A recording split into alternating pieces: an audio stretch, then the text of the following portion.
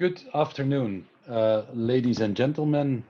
Welcome to join us in this COVID series of debates on a green recovery for Europe. I'm Hans Bruinings. I'm the Executive Director of the European Environment Agency, and we have put together this series of debates together with the network of European environment agencies to reflect on this notion that is by now widespread that any recovery in Europe should be future oriented, should be a green recovery, and should also make our economy, but also our societies more resilient. This is the second debate in the series, and today we are very happy to have two people debating the issue with us. First, we have Sarah Nelen, who is the Deputy Head of Cabinet of Frans Timmermans, and she coordinates the work on the European Green Deal. Welcome, Sarah. And then we have Jutta Paulus, who is a member of the European Parliament for the Greens, and she's also the one that is responsible for the relationships with the European Environment Agency, so she knows very well the type of work that we are doing. So welcome, Jutta, to you as well. To set the scene, I could take you back to the 21st of July, not because as a Belgian that is the Belgian national holiday, but it was the day that actually the European leaders were agreed on the next generation EU, the recovery plan for the EU, and on their vision for the MFF. And I think it's significant that they, first of all, made a connection between these two, that they referred to a green element in any economic recovery, and that they also took the term resilience as an important message for those who were going to decide on how to spend the money. If we look at the decision made there, we talk about 750 billion euros next generation fund and about 1100 billion euros in the multi-financial framework. Those are significant numbers, and the idea is that those should have indeed a serious impact on the European economy, and together with the vision behind them also recalibrate the needle on the compass for the economy of the future. This is enough, I think, as an introduction. I would now invite Sarah Nelen and then afterwards Jutta Paulus to speak to the next generation EU and the recovery plan for Europe, by maybe opening, Sarah, with a question. From the perspective of a green recovery, what do you think is the most striking characteristic of the Corona crisis? And also, what sort of opening do you see in this crisis that could play an important role in greening the recovery? Over to you, Sarah.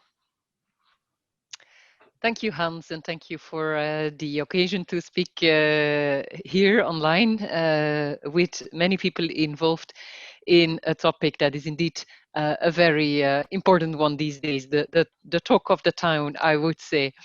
When you ask about specificity of the crisis and opportunities or difference that it can make for a green transition,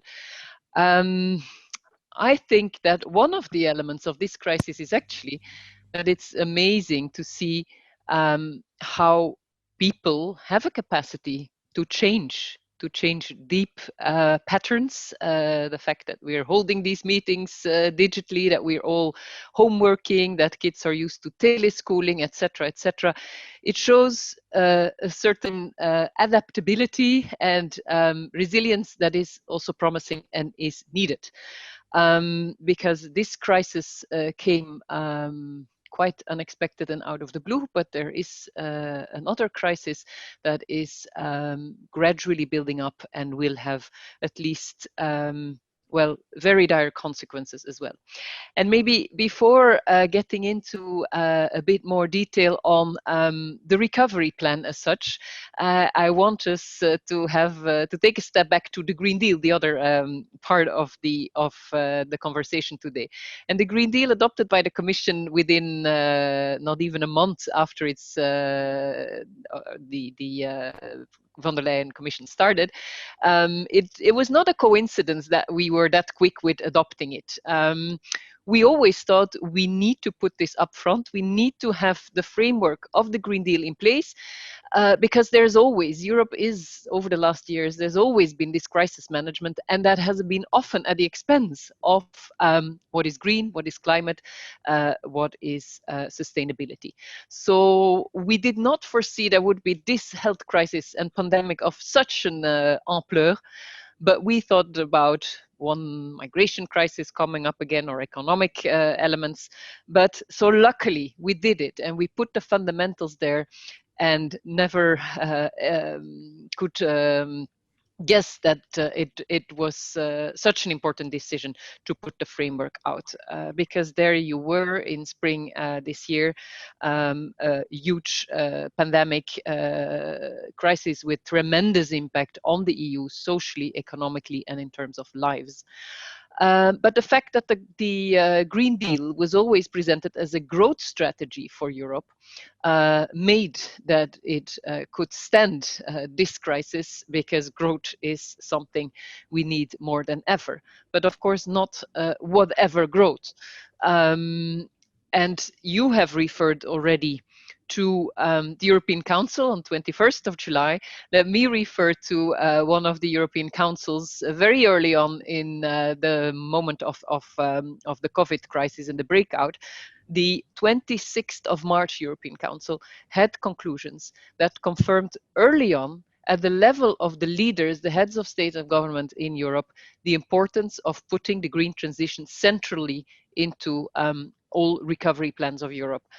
It was at that moment already, and I can quote actually what the leaders put there.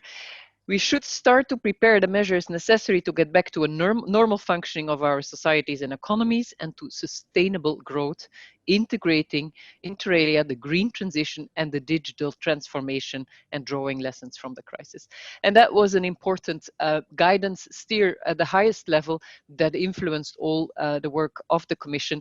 And we had the go-ahead, the green light of leaders in Europe to really have a recovery package that is worth the name sustainability package.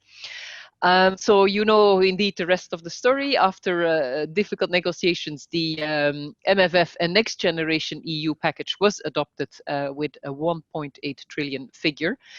And perhaps one of the key elements regarding the green transition is the recovery and resilience facility there, which has a lot of the money.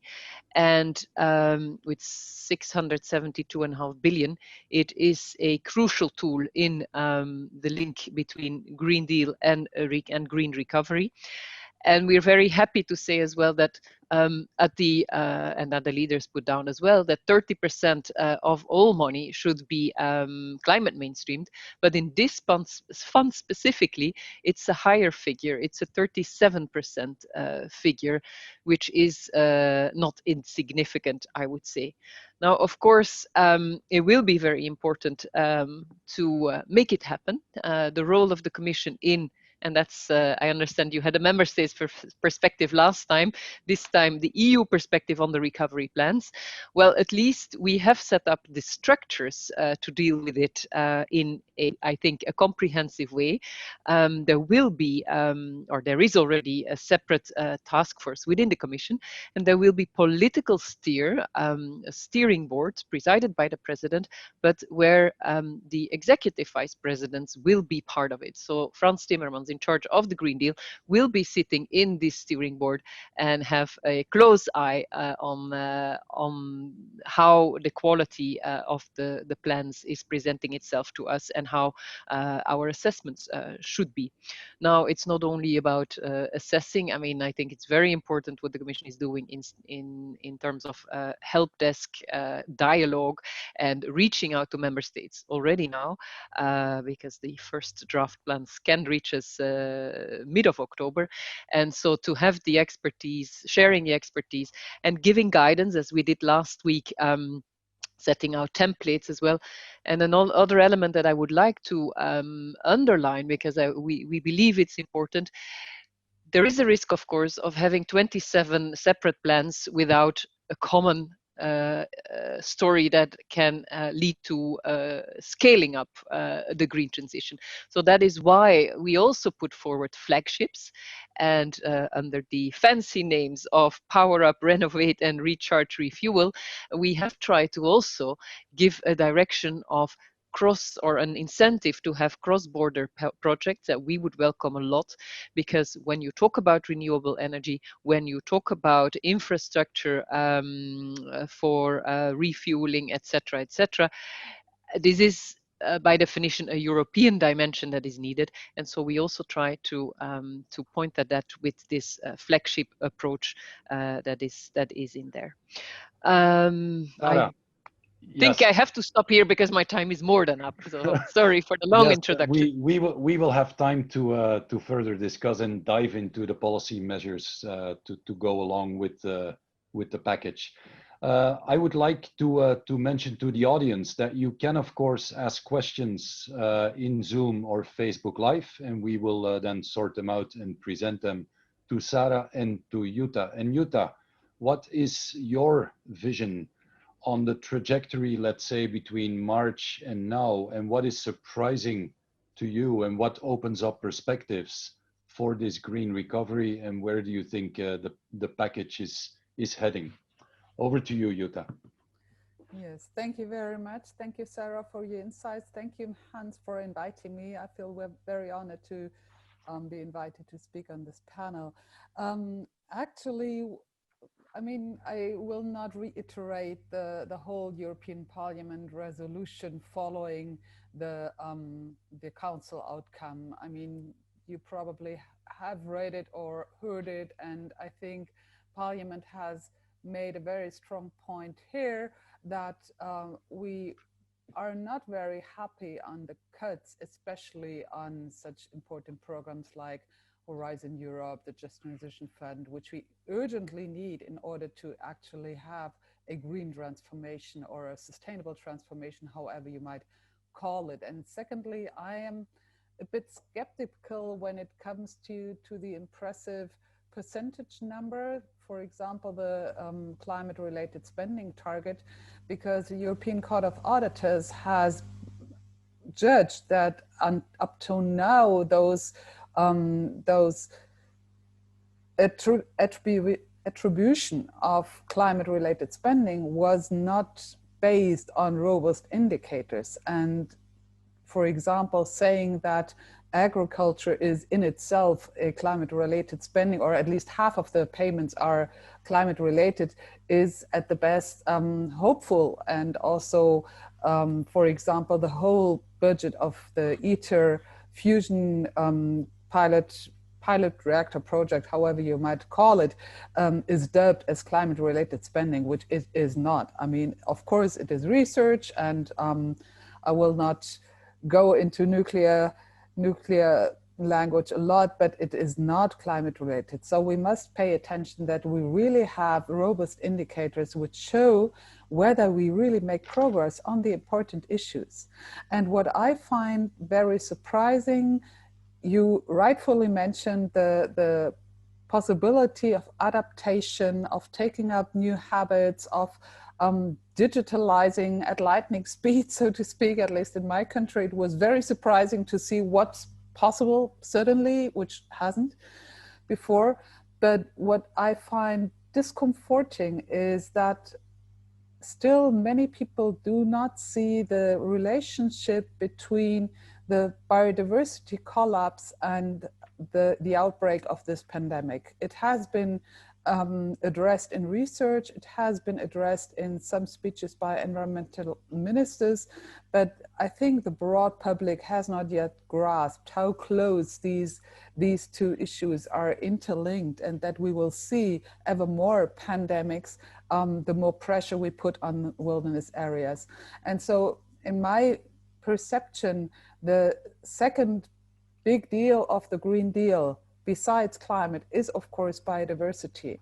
And I mean, Hans could probably talk about 10 hours about the biodiversity situation in the European Union or in the European Economic Area, and how urgent it is that we act here. And so my pledge would be, please don't forget biodiversity and nature when it comes to the Green Deal.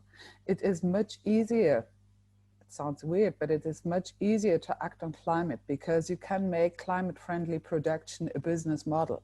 You can actually have a green growth, so to speak, of renewable energy, of efficiency technology and all that. But it's very hard to actually make money from protecting nature because all the services that are delivered by nature come for free. And you can make money from destroying nature. It's much more difficult to make money from protecting nature. But we must take biodiversity protection, biodiversity, leaving space for nature, enhancing our cities with green infrastructure. This must be as close to the heart of the Green Deal as all climate issues are. And therefore, we will be fighting for this at least 10% biodiversity related spending target for the new budget, aside from all other things. I will stop here because I think we will have a very fruitful exchange without me holding monologues. Thank you. Thank you, Jutta. And I suggest indeed that we come back to the biodiversity part of it. But in a first sort of follow-up question, Sarah, you started to explain the measures that accompany the money, because the money is of course significant if you connect it also to the MFF and then you think of the percentages. But if you compare it to the size of the European economy, and if you compare it to the size of the investments that are needed for decarbonization and circular economy, and if you compare it even to the size of national packages for recovery, it remains a rather modest percentage of the EU economy. So my question is a bit, how can you give this amount of money, and granted it is a large amount of money, how can you give it more leverage through yes, policy measures, through regulatory action, to targets, to clear planning? How do you see that link? Where are the teeth in policy terms that can get more out of this amount of money than just spending the money? Okay, thank you, Hans. Yeah, you're absolutely right. I couldn't agree more. It's not this package, even if 1.8 trillion in total seems impressive. This is not going to save literally the planet, the world. The private sector will have to have its role to play. But that is exactly the link. Well, we have the instruments of InvestEU, etc. They are about also mobilizing private investment in strategic projects. But I think we are seeing a shift in society. We are with indicating the direction. I mean, businesses often are actually sometimes neutral, but want to see the direction. What is the steer that we're giving for the longer term? And that we are doing. I think with the Green Deal, the regulatory action that is in the pipeline is only going in one clear direction. We can discuss about exact levels of targets. That's also what we see in the European Parliament after last week. Commission says at least 55, others say more, but it's gonna go towards much more ambition. And that's a very clear signal. Now, coming back also to the element that Jutta mentioned before, it was in my speaking points, but the time was too short. I couldn't agree more with the element of biodiversity, and I would even add circular economy, because indeed it's more difficult than climate investments. Because with climate investments, we're often talking about big projects, infrastructure, renewable energy, that is billions that you can spend easily. Now, in terms of biodiversity, in terms of circular economy, we are behind. The policies in that area at the European level are not mature to the stage of what we have with an established ETS, etc., in the other area. So yes, it is more difficult. It is more difficult to say, here is the economic project of it, and spend the money and you will have millions of jobs as well. And we're very much aware, because the Green Deal, in its presentation in December 2019, at least is an attempt to have this comprehensive vision. Saving the planet is not just about climate action in the short term. It is all linked with biodiversity, sixth mass extinction, and it is linked with the way we have to decouple growth, not only from CO2, but also from resources use. If plastic is going to double in the next 20 years globally, good luck with climate as well. All of this is interlinked, and indeed, even if for many it's clear that the link with the pandemic is there as well, if we continue to destroy ecosystems, well, the way animals and diseases are spread will have its influence. This is an obvious link as well, but indeed a lot of work to go on the sense of urgency towards civil society as well on those elements. But we will come, and that's back to your question, this package is not enough, but we will also come, and my boss was today in the European Parliament for an exchange of views with the Environment Committee and other committees on the work program of the Commission for next year.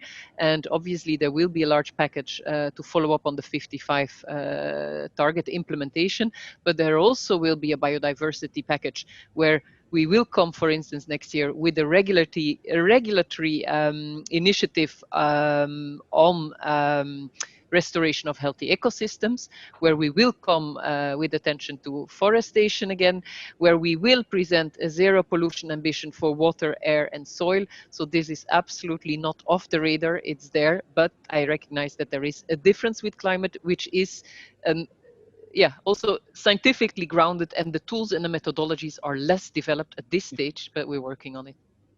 Okay, Sarah, thanks. And to pick up on what you mentioned with restoration, I think that is one of the innovations in the biodiversity strategy over the traditional nature directives, the restoration. And of course, restoration doesn't happen on its own. It asks for investments. And I think that would be a nice hook indeed to sort of steer some money in that direction. Jutta, Sarah ended by saying civil society, and of course parliamentarians are elected officials. You represent European citizens at the European level. How do you see the link between this high-level discourse about trillions or billions that go in one direction and a European Green Deal, and I guess terminology that the average citizen finds rather far away from their daily existence, and this very reality of Corona, which touches all of us? How can we bridge in this recovery debate to citizens? What is your opinion on that? Or your view, rather? Yes, I think actually there are several angles to this issue. First, for many citizens, Europe is or the European Union is something that is far away and not very present in their everyday life. And I think one of the tasks which we really have is showing that European action, European legislation does have a direct impact on everyone's life. It was, for example, it was very funny, shortly before the election, I was called for a panel discussion, and the topic was how can we protect our good German nature protection law from European influence. And I was like, Europe brought you this law, you don't know. And so I think that's a communication task which we all have to perform, of course, especially us who are elected by European citizens. So that's always something I tend to communicate whenever there is a meeting. I always start with, these are the institutions and that's the way it's functioning, and you can inform yourself there and there and there. But I think one of the problems is indeed that our national leaders will always point to Brussels when something's running not so well, whereas they like to praise themselves when they actually are just performing European programs. So that's some communication issue which we have to work on. But I think what was very clear in this pandemic, that people tended to rethink their habits also in terms of resilience, and having whatever, food, protective clothing, water, electricity, whatever we take for granted, that people found out, okay, maybe this is not so much for granted as I thought. And I think it is of utmost importance to show that the Green Deal is part of making Europe more resilient and is part of a disaster prevention, so to speak, or a crisis handling possibility. And it's, as I said, for ordinary people, European Union seems to be far away. And also in this crisis, I got asked very often, why doesn't the EU act on this health issue? And I was always saying, well, because we don't have a mandate to. The EU is already overstepping their mandate in order to bring help to citizens during this pandemic. And that is this communication problem is something I have no recipe. I don't know how to overcome this problem. But I do think whenever we keep showing these are concrete projects which are funded by the European Union, started by the European Union. Every time I go on my favorite cycling path, there's this big sign saying this was co-financed by the European Union. So that is a possibility to bring things home to people, and especially in the areas where there will be no business engaging. You will always find a business by building solar panels or building wind turbines. But it's difficult to have a business which restores nature. So if we have this flagship project, for example, like extending the green belt, making it the green infrastructure in Europe, where a lot of citizens are living close to this area. If we would have a program for example, a very large program for the restoration of bogs and mires, which is already present in the LIFE program, I know all that, but for people to see what can happen when all work together, that is, I think, paramount, because the national approach to Corona has largely failed. I mean, we have seen that everyone trying to solve things nationally, very narrowly, that won't work. And okay. So that's something where I think we should all work on our communication, and I really hope that also the national governments will refrain someday from this bad habit of putting the blame to Brussels. Okay, thank you. Jutta, I can see on your screen that it is nightingale. You seem to have a clock with all the nice birds there on the wall. So for me, that says that we can maybe, Gulcin, go to a first round of questions from the audience. Yes, we actually have many questions, and I'll try to sum up maybe in bulks. We have a question from Sander that is actually addressing the funding issue. It's more of a comment. If something is difficult at EU level, it's even more difficult at the local level, where the European Green Deal will have to be delivered on the ground. EU funding should therefore be accompanied by targeted implementation assistance. For example, how do you prioritize nature-based solutions if you're a project developer? How do you design a pipeline of projects for circular economy, and so on? So there's that question on the funding issue. Maybe something linked to what Jutta was also talking from Kamen from Bulgaria, is pointing at pollution, environmental pollution problems in Sofia and linking it to environmental pollution hazards, well-being, and how the EU Green Deal will address this kind of urban problem. So maybe you start with that and then we could have another round. Okay, Sarah, do you want to have a first go at this link within a multi-level governance perspective with the local level? And I can imagine that one of the big parts of the EU budget is also going through DG Regio to indeed subnational entities, governments, regions, cities. So how do you see the link between the money that is out there, the European Green Deal, and that more local level? Yeah, absolutely. The real work has to be done on the ground, not in Brussels. So it is an issue.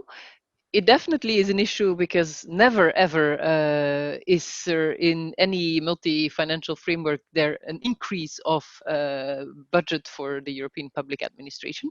So we all suffer from cuts, not from any growth in resources, while of course the responsibilities are only growing, and it is really a difficult issue. I know from my previous job as well, where I was working on circular economy and the waste unit, where we had 13 pieces of legislation, and it's good to work hard on impact assessments, revisions of legislations and new targets, but then making it happen on the ground indeed required as well an open dialogue with member states, facilitating exchanges.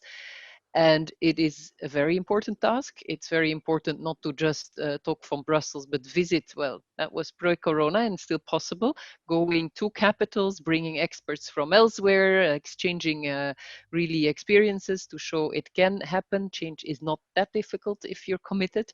So yes, I can only say this is important, but it is not obvious. It's not easy because of a lack of resources.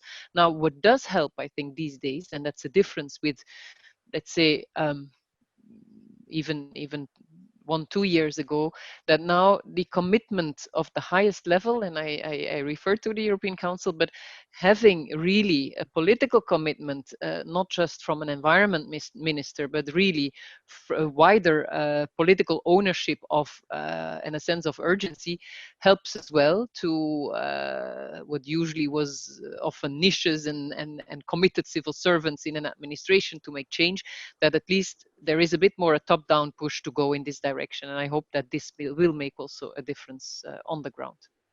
Okay, thank you. Then I think an important link that was made in the question from our Bulgarian colleague was indeed the link between probably urban environments and inequality, health impacts of environmental issues, and then the link with Corona. We know that people living in poor health and in bad air quality, and the two are related, of course, had a high risk of being impacted very negatively, and a higher percentage of death than other people. So, Jutta, in the European Parliament, I know there is quite a bit of attention to this social dimension also of the recovery package.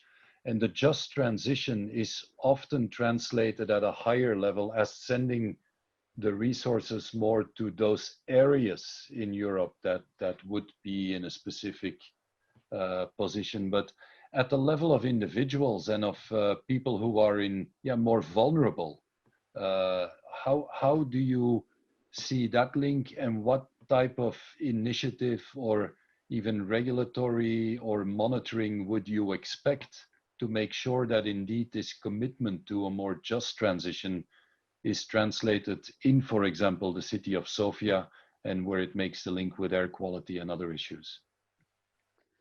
Well, the Parliament has, as you said, repeatedly been calling for a socially just and fair transition, for a child guarantee, for end pollution in cities, for better air quality indicators. So Parliament has been pretty progressive on this issue. I think one of the big obstacles is indeed that social issues are not really the mandate of the European Union, but rather that they are covered by the subsidiarity principle, and the different member states have very different social security systems, being founded via taxes, being founded via insurances. So it's much more difficult to make progress there than, for example, in environmental matters, where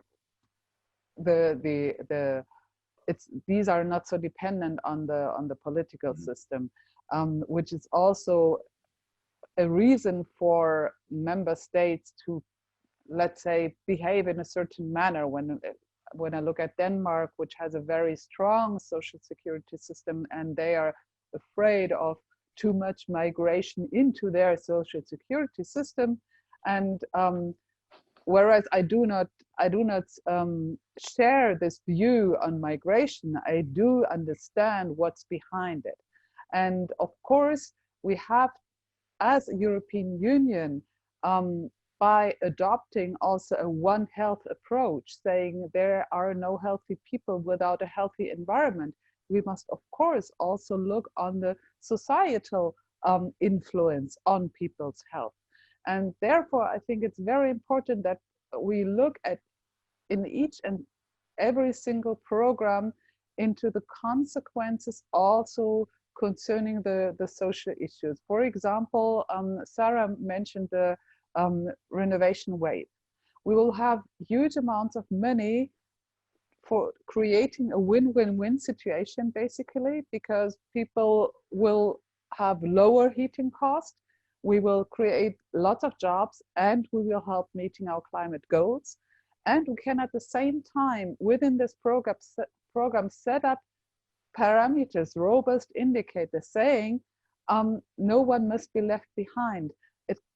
It is not possible that a member state uses money from the European Union to renovate, let's say, areas where rich people live, and the areas where poor people live are not renovated in the same fashion. It should be the other way around. But for that, we need robust indicators. We need something that can be actually verified. Because if you just say, well, do it socially viable, then everyone will just create his or her own definition of socially viable. Yeah. Of course, those indicators must be developed in conversation and in negotiations. It cannot be that EU says, those are our indicators, take it or leave it. But we have to have something robust which actually brings advantages to people's living. Okay, thank you. Gulçin, are there more questions from the audience? Yes, we do.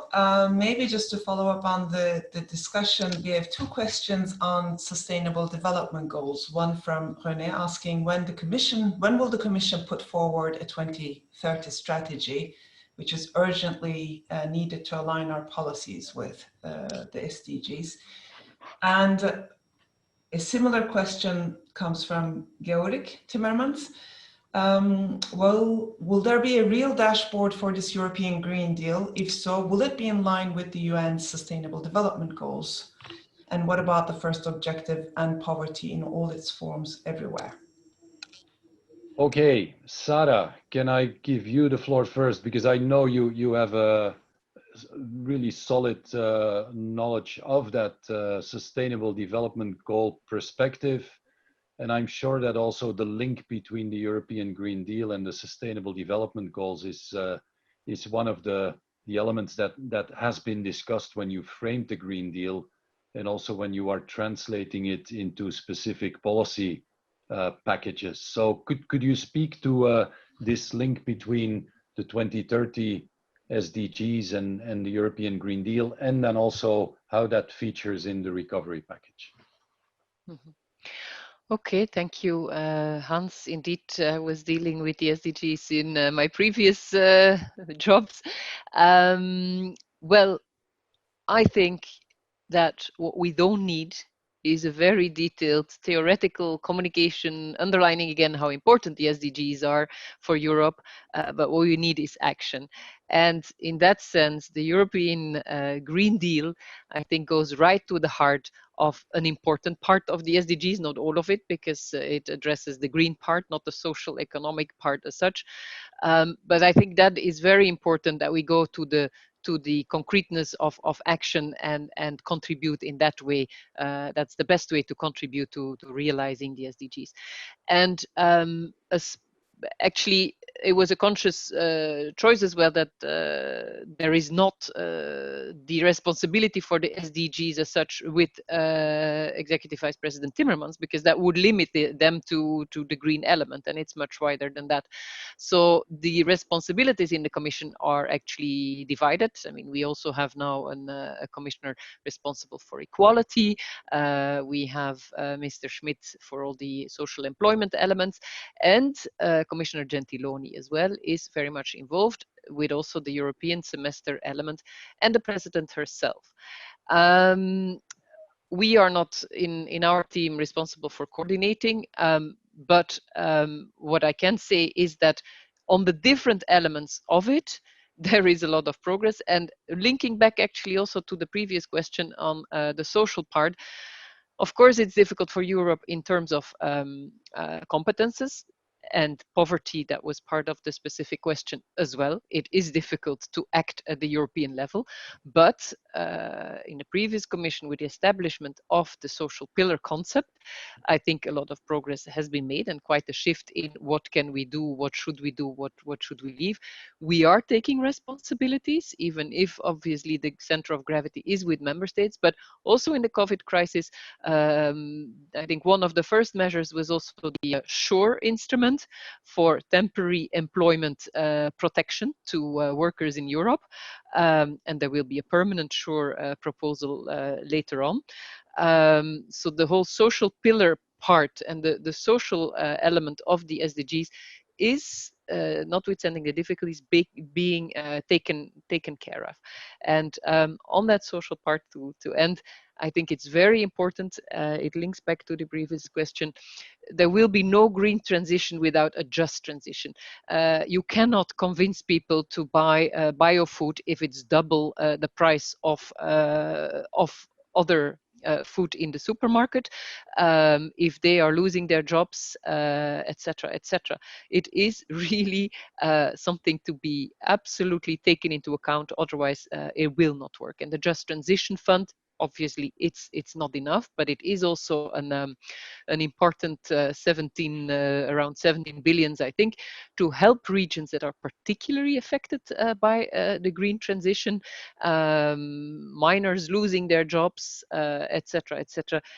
It will be crucial to make a movement that is significant and to have everybody on board, because otherwise it's just not going to happen. Yeah, the way I tend to frame it is, if you don't want stranded assets, you also don't want stranded workers. And stranded regions. So that's clearly the link you're also seeing. Jutta, the question on the SDGs and the 2030 strategy. I know that in your group there is also a strong attention to global dynamics. How does Europe position itself in the world? What is our external impact and footprint? So how do you see this link between the European Green Deal and the SDGs from that perspective? Thanks for framing it that way, because I think it's ultimately important that our Green Deal is not limited to our direct influence on our continent, but stretches further. I mean, the EEA has done this great study on the planetary boundaries and how they are overstepped by the European Union, not only on our continent, but also, for example, in Latin America, where a lot of the soya comes from, which we feed to our animals. Thus, the European Union takes part in, well, violating the SDGs, or at least not advancing the SDGs in all places of the world. And I think that is something that must not be overlooked, because at the end of the day, it will all come home to us on the either this way or another. We will all suffer if the Amazon rainforest is burned down. We will all suffer if there are, as now, pandemics stemming from wilderness areas which are being put under pressure by our consumption habits. I know that these are inconvenient truths, but I think that we need this holistic approach to all our fields of politics, that we must not limit the SDGs to their small ring-fenced area. This is environment only, this is social only, and because we have this interlinkage with trade politics, with how we use and waste resources. What do we do with our waste, for example? And this affects people in other parts of the world, but it will re-affect us. And that is something I believe that people understand more and more. And right now in Germany, we have this discussion on a due diligence law, and several business leaders are saying, well, we cannot afford a due diligence law. In no way that we can do anything like that. It will just let prices explode. And still we have a large majority of people saying that doesn't work. We cannot sort of close our eyes to what we are causing in other parts of the world. And I think this is very important when talking about the SDGs, that we should, of course, work on the SDGs at home, but we must not forget our influence on these SDG goals being reached abroad or not. Thanks. Okay, thank you both for addressing that part. A part of the question that Gulcin put forward was also on this dashboard. Jutta, you mentioned indicators. Sarah, you mentioned the European semester as well, and the work by Mr. Gentiloni as well. It's a question that I get asked sometimes by friends or family to say, look, we hear about all this money that is also Belgian money or German money or any country's money. How will we know that it's well spent and that indeed it is delivering on these promises? So if you could speak a bit, Sarah, also to what sort of follow-up and monitoring mechanism is functioning. And we know there are several of these mechanisms at the European level. How can you provide us a bit of clarity and to the listeners in how this is going to operate? Okay. Well, I think the first element in that is that on all the different pieces of legislation, targets we have, the European Commission has monitoring mechanisms, reporting from member states, on which then a compiled report is done in each and every area. Now, the problem often is then that this is in each little area and the overview is missing. So for instance, in the environmental area, what has been done is also an effort to streamline, to come to essentials, and have an environmental implementation report every 2 years, it is, I think, which is a compilation, an overview, and putting pressure on member states, highlighting the most important elements. There's also an evolution in the way the European semester reporting is done. Of course, there's always a balance to be struck, because if you have 200 recommendations for each member state, then it's you have everything and nothing. So these country-specific recommendations in the semester context are always a choice and priorities. But there is a direction towards more greening, as the greening is part of the general policy priority. So this is working as well. And the Commission has also put on the table, in the context of the recovery and all the money indeed that now is the extra money available, mechanisms to control that it is well spent. So there will be a specific, I don't remember if it's a regulation, but on the control of the next generation EU money. So this is in a way part of our practices and our approach, but it will be there as well in the context of the new funding. Absolutely. Okay, yeah. Jutta, what do you have any particular views on that? Because I remember at the beginning of our discussion, you were the one bringing it up in the sense that we need some indicators to monitor what exactly is happening. Well, as I said, we need robust indicators. When, for example, 10 years ago, the Aichi goals for biodiversity protection were endorsed by all participating nations, and everyone was very enthusiastic. Now we'll finally do something for nature protection. And now 10 years later, at the end of this decade of biodiversity, nearly all the goals were dramatically missed, and nature destruction has accelerated even. And in assessing the failure of this process, one of the criteria which was mentioned most often was there were no quantifiable, robust indicators where nations or people actually could measure, do we make progress here? Is that something that really works? And that's also something that the European Court of Auditors has found out in several issues. When it comes to pollinators, when it comes to, the last report was about allocation of ETS free allowances, where they also said there are no robust indicators. When is carbon leakage really a problem? And so without these robust indicators, we do not only risk wasting money, which would be bad enough in itself, but we risk missing our targets. And that is why I mean, I come from science, so I'm very much used to measure values and have defined goals and have defined targets, and actually work on problems where I can see what happens to that value.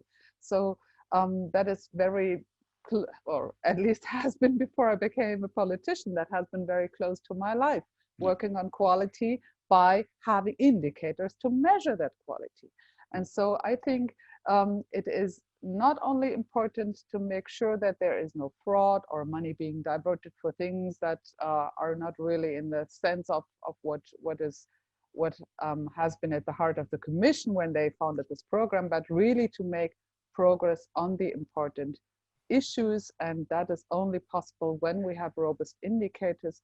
For example, when we talk about pesticide regulation, we are looking at very scientifically sound values of toxicity towards Apis mellifera, for honeybees, for example. Some days ago, I watched a documentation on television from the University of Leipzig, and they have made experiments in free landscape, so to speak. I mean, it's all in a hull, so it's all controlled environment and all that, but it's still a mesocosm. It's not a single organism being tested in a very controlled environment, but it's a mesocosm. And they found out that the toxicity threshold is at 1/10 or even 100th of the dose that is necessary in the laboratory to show a response. And that shows very clearly that the indicator, this honeybee, when being fed in this and that fashion, reacts like this, is obviously not suitable for assessing the impact on the environment. And that's something that's very crucial, because you cannot reverse when a species has gone extinct. You cannot reverse when an ecosystem has collapsed. Okay. Okay, so a clear call for measuring, because it steers attention and it allows you to mitigate action if the indicators go in the wrong direction. Since we respect our audience a great deal, I am committed to ending this session on time, which is at 3 o'clock. So I would like Sarah and Jutta to make a last statement on this green recovery. Sarah, if you reflect from your position in the European Commission, what would be the most important internal action in the Commission to make this European Green Deal a success? And Jutta, for you, the question would be, if this European Green Deal and the Green Recovery are going to be a success that we can sell to our citizens as well, how should we package it? So, Sarah. Maybe it's not a real sexy thing, I will say, but for the success of the Green Deal, what I see from my daily work is the work that bureaucracies, institutions are used to, and it's working on your own file, on your own dossier that you know, that has to open up and people have to cooperate. And it's this multidisciplinary approach that goes against all our structures, against all our traditions in bureaucracies, but that is very important. And the structure of the clusters of vice president, executive vice president helps a great deal to bring people, colleagues around the table, telling them that the Green Deal is not only about your climate and your emissions there, that it is linked to what each environment is doing there and all the interlinkages between everything. And that's a challenge, but it's very important, and it's important in the Commission, but it's also important in the Council and in the Parliament, where if you talk to the Agriculture Committee, it's a different world from the Environment Committee, for instance. And bringing that together is very important to make this a success. So understanding that we are all part of an integrated approach rather than an individual approach. Jutta. Yes, I think it is paramount to show that this is a Green Deal for people and planet, and not necessarily for big companies, for businesses, for a way to create the wealth, or to enhance the wealth of the few. I think that is paramount, because we will have fundamental changes to our lifestyle, and these fundamental changes will only be accepted if you can make sure that no one is left behind, and that no one is treated unfair, and that the well-being of the people is what we're aiming for. I keep telling people, I'm not concerned about the planet. The planet can help itself and life will come back, but it's us that I am concerned about. And in that thinking and that way of framing it, one health, one planet, we should put people first. And therefore, I'm a bit worried when the Green Deal is always sold as this is our growth strategy and we will get rich with these technologies. We have to put people first, because it's the people who elect us, not the business. Okay, thank you. I would like to wrap it up, first of all, by thanking Sarah Nelen and Jutta Paulus for being with us and for giving us their insights on the green recovery, the European Green Deal, and how it connects to, I would say, broader sense of direction of a society that is going through a fundamental transition in the next decades. And I think that's also the significance of the title of the recovery package, the Next Generation EU. This is, of course, you can interpret it as a narrow EU interpretation, but this is not an institutional message. I think it is a message about where we want to go with Europe and what role Europe wants to play in a more sustainable future on a more global level. And if there has been any success already of this, I think to the surprise of many, even in the deepest of the Corona crisis, and Sarah has mentioned it, European political leaders of very different parties and of different backgrounds have voiced early commitment to the European Green Deal and its key components, and to sustainability as the long-term trajectory that we are all embarking on. And I think that surprised many, the strong commitment to that. And I am hopeful that sticking to this and putting our money where our words are, and that is what the MFF and the package are now signaling to us, that is a key element of this way forward. I would also like to thank the audience for being with us, and it's primarily a Facebook Live audience. I would like to say that it's also a recorded edition. It will be added to the list of COVID debates, so many more people will be listening in the next days and weeks. And I would like to invite you all to the third COVID debate, which will take place on the 8th of October. This was this edition. Thank you very much, and we hope to see you the next time. Bye.